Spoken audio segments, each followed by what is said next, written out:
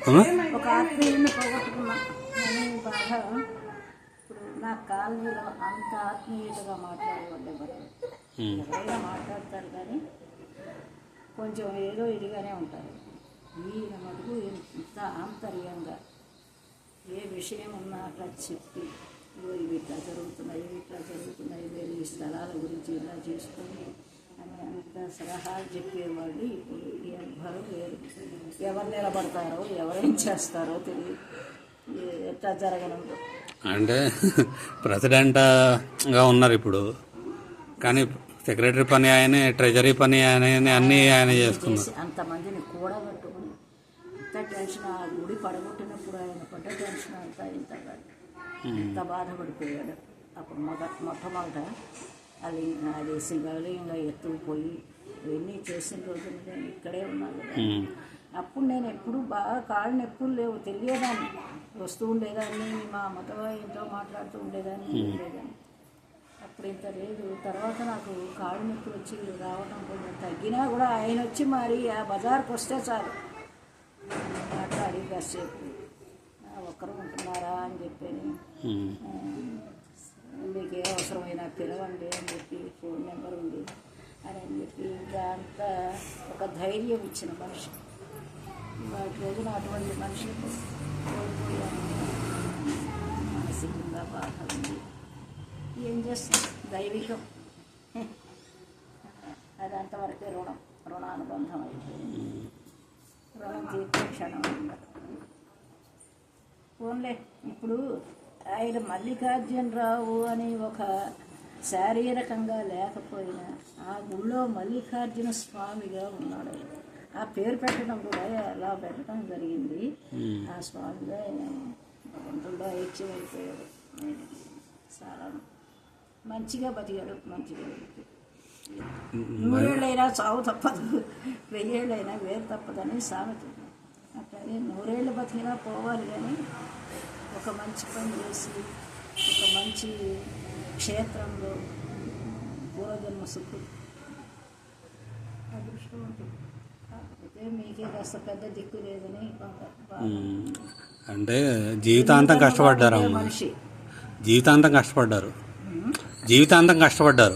చాలా కష్టపడ్డారు. నాన్నమ్మ ప్రెగ్నెంట్గా ఉన్నప్పుడే మా తాతయ్య చనిపోయారు. చెప్పేది తండ్రిని అడగడం మా వాడు అని చెప్పేది. అట్లా కష్టపడి ఆవిడ పెంచింది. పాపం ఆయన ఇక్కడ తిరుగుతూ ఉండేవారు కదా మేము మీ తాతయ్య. అదే పాపం ఆయన్ని చూశాడు, అన్నీ పాపం చేతి మీదుగా బాగానే చేశాడులే. తల్లిని దాటించాడు. ముందర పాపం ఆవిడంతా కష్టపడి పెంచి పెద్ద చేసినందుకు ఆయన చేతుల మీద ఆవిడ వెళ్ళిపోయింది. అదొక అదృష్టం. మంచిదే, కానీ ఇంకొంతకాలం ఉండే పని అంతవరకే ఉంది. భగవంతుడి ఏం దిగులు పెట్టుకోకండి, ధైర్యంగా ఉండండి, పర్వాలేదు. తర్వాత ఎవరు నిలబడతారో ఎట్లా జరగనుందో ఇంత దైవికం. కానీ అటువంటి వాళ్ళు రావటం చాలా కష్టం. ఎవరు వస్తారో ఎవరి బాకీ ఉంటారో. చాలా మంచి పనులు. రోడ్లు ఏమిటి, మీరు రోడ్లు వేయిస్తే నడవాలని ఉండండి అనేదాన్ని. రాళ్ళు గుచ్చుకుపోతున్నాయి అంటే వస్తుందమ్మా, వస్తుంది, చేస్తున్నాం ప్రయత్నాలు అని. అమ్మ అమ్మ అమ్మ అన్న మాటే తప్ప పాపం ఒక్కనాడు అసలు ఒక ఇదిగా ఉండేవాడు కాదు. ఏది కావాలన్నా ఆయనకే ఫోన్ చేసేదాన్ని.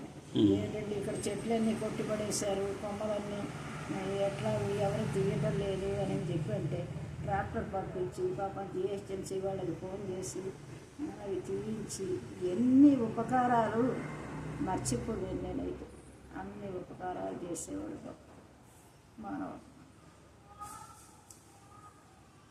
నేనున్నాను అని ఒక ధైర్యం ఇచ్చింది మనిషి. అటువంటి వాళ్ళు ఇప్పుడు అసలు కాలనీ ఇంకా దొరుకుతారా అన్నంత బాగుంది. నేను కూడా నాకు వయసు అయిపోయింది, ఓపిక అయిపోయింది, పిల్లల దగ్గరికి వెళ్ళిపోవాలి అనే నిర్ణయంలో ఉన్నా. చేసుకోలేదు. ఇల్లు ఒకటి ఖాళీగా ఉంది, రెంట్కి ఇచ్చి వెళ్ళాలని. ఏంటమ్మా మామయ్య గుర్తుగా ఫోటోనా? పళ్ళు ఎందుకు ఆయన ఫోటో ఉంటే ఇవ్వండి, నాకు ఎప్పుడన్నా చూసుకుంటాను. అవన్నీ ఎందుకు కానీ ఒకటి ఏదైనా ఫోటో ఉంటాయి ఇవ్వండి, చిన్నది చిన్న ఫోటో ఉన్నా పర్వాలేదు దగ్గర పెట్టుకుంటా. ఇది కూడా ఉంచుకోండి గుర్తుగా. ఉండండి అమ్మ, మీ గొప్ప నిండా ఎవరి పరం అవుతాయో. ఇవో నేను చెబుతున్నా కదా, ఇప్పుడు నేను కూడా లాస్ట్ దీనిలో ఉన్నా. బోలెడు సామానం ఇచ్చాను పిల్లల కోసం. ఉన్నారులే పిల్లలు ఉన్నారు కానీ ఏమని తీసుకుపోతారో ఏం చేస్తారో ఎట్లా జరగనుందో మరి. అంత కష్టపడి ఇంటి దగ్గరుండి కట్టిస్తే ఇప్పుడు వాళ్ళు వేరే కట్టుకున్నారు. కట్టుకుని ఇప్పుడు ఆ ఇళ్లలో ఎవరూ లేరు. ఒక ఇంట్లో మటుకు మీరు చూసిన ఇంట్లో నేను ఉంటాను. ఈ 2 ఇళ్ళు పైన కింద అద్దెలకి ఇస్తున్నాను. ఇప్పుడు పైన ఉన్నారు, కింద ఎవరు లేరు. ఉన్న వెజిటేరియన్స్ వస్తే ఇవ్వాలని ఖాళీ పెట్టుకోవచ్చు. అది ఇచ్చి పెడదాము. అత్తాపూర్లో 2వ అబ్బాయి అమ్మ ఇంట్లో ఉంటుంది, 2వ కోడలు అంత చేసి పెడుతుంది. అందుకని ఆమె దగ్గర ఉండి ఏదో గడిపేసుకో బెటర్ అమ్మ. టైం అంటే ఇక్కడ చూస్తుంటే మీరంతా వయసులో ఉన్నప్పుడు కొనుక్కున్నారు ఇక్కడ స్థలాలు. అది అందరూ ఆ టైంలో కొనుక్కున్న వాళ్ళందరూ ఇప్పుడు రిటైర్డ్ సీనియర్ సిటిజన్స్ ఉన్నారు. అది కానీ ఇక్కడ వాళ్ళ పిల్లలు ఉండే కంటే పక్కన వృద్ధాశ్రమాలు ఎక్కువ ఉన్నాయి ఇక్కడ. అవును, ఆ దుర్గతి పట్టకూడదు ఎవరికి. అది అటువంటిది ఉండకూడదు. ఎందుకంటే ఇప్పుడు పిల్లలు విదేశాలకు వెళ్ళటం, తర్వాత స్వార్థపరత కూడా ఎక్కువైపోయింది. ఇది వరకులాగా ఇప్పుడు మీ నాన్న తల్లిని చూసినట్టుగా ఇప్పుడు చూసేవాళ్ళు ఎవరన్నా ఉన్నారా అనిపిస్తుంది. ఆయన ఎట్లా చూసాడో మీ నాన్నమ్మని. మేమంతా మరి 25 ఏళ్ల నాడు కట్టాం మేము ఇల్లు. 25 ఏళ్ల పరిచయం, 1 రోజుది కాదు 2 రోజులది కాదు. 25 ఏళ్ల నాటి పరిచయంతో అంతా ఆయన్ని స్టడీ చేసి అందరం కలిసి వెళ్ళి మరి ఆ కంపెనీ తీయటానికి ఎన్ని కష్టాలు పడడం. అన్నీ నాదని చేసుకుని తన అంత కష్టపడ్డాడు. తన ఇంటి కోసం తన పిల్లల కోసం అనే కాకుండా అందరూ బాగుపడాలి, అందరి కోసం మంచి పని చేయాలి అని చెప్పి అంత కష్టపడ్డాడు ఆయన. అటువంటి వ్యక్తులు దొరకడం చాలా కష్టం. నిజంగా మాకంటే కూడా సమాజానికే ఎక్కువ చేశారు. మాకంటే మీకు అందరికీ కూడా వస్తుంది. ఎందుకంటే పెద్దవాళ్ళు ఆస్తి ఇస్తే ఎట్లా వస్తుందో పెద్దవాళ్ళు చేసిన పుణ్యాలు కూడా పిల్లలకి సంక్రమిస్తాయి. ఆ పుణ్యం వల్ల మీరు పైకి వచ్చి మీరు సుఖంగా ఉంటే ఆయన ఎక్కడున్నా ఆత్మ సంతోషిస్తుంది. ఆత్మకి చావు లేదు, శరీరానికే చావు. ఎంత భగవద్గీత చదువుకుంటే తెలుస్తుంది. ఏదో నేను కూడా ఒక ఆధ్యాత్మిక చింతనలోనే ఉంటాను. నాకు ఇతరత్ర విషయాల మీద ఎక్కువ ఉండదు. ఏదో నేను పుస్తకాలు చదువుకోవటం, కాసేపు భాగవతం వినటం, ఇలాంటి వాటి కూడా నేను ఎక్కువ కాలక్షేపం చేస్తాను. ఎందుకు ఇక్కడ ఉంటున్నానంటే ఒక తపస్సు చేసుకోవడానికి వీలైన చోటు ఇది. ఎక్కడికన్నా వెళితే గందరగోళాలు చాలా.